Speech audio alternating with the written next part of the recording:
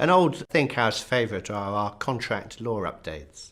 So I'm now going to be asking David Lowe some interesting questions about recent developments in contract law. So if you're an in-house counsel supervising contracts, what are the key issues for you right now?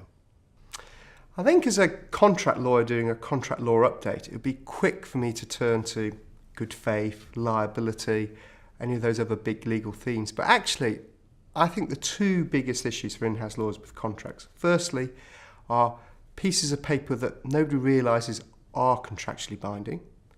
And when I look at the cases I've looked at over the last 10 years, the big theme is arguing about whether a piece of paper is binding or not.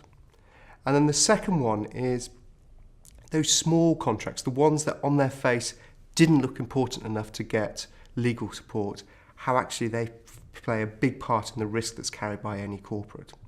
You've identified two issues there. What can in-house counsel do about them?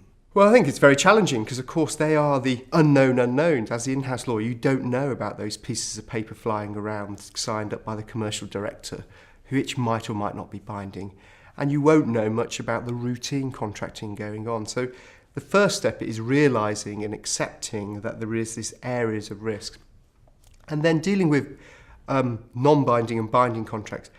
Training is fundamental, emphasising to people up and down the organisation why it's important to always be careful about what you say in an email or what you sign or the letters you send, because unless you're very clear, they will be contractually binding.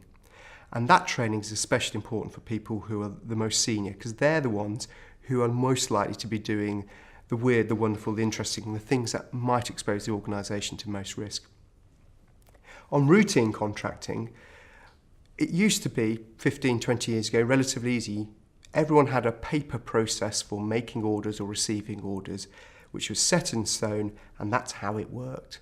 But now in an electronic age, people have forgotten to update their systems to reflect the fact that paper isn't the most important thing.